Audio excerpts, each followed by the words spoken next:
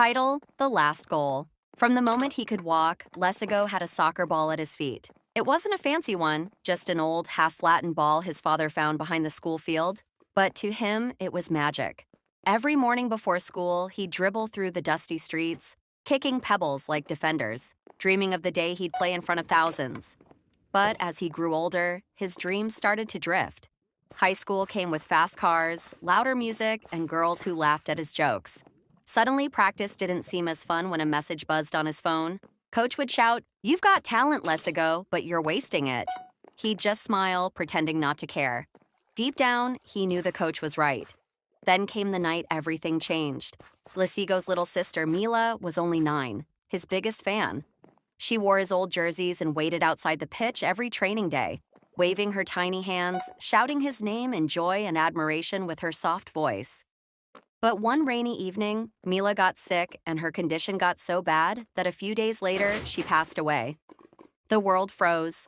For months, Lesigo didn't touch a ball. His mother's eyes were empty, his father worked double shifts to forget the silence, and Lesigo was devastated and heartbroken by the passing of his little sister, and it was starting to slow down his football career.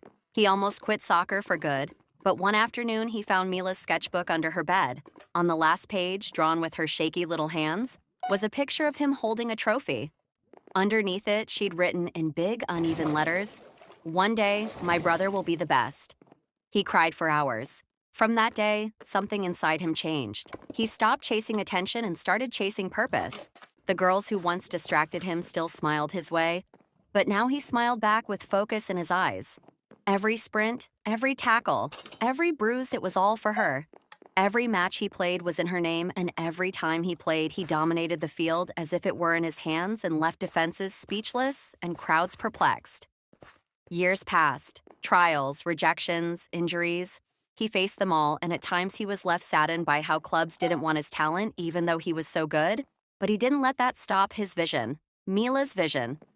There were nights he trained under broken streetlights because the club gates were locked. Sometimes he played hungry. Sometimes he played through pain. But he never stopped. And then, one golden afternoon, the call came. A professional club, Real Madrid CF, had trials in Cape Town, and he used all his savings to go to those trials, and when he got there, he played his heart out, and God finally said yes.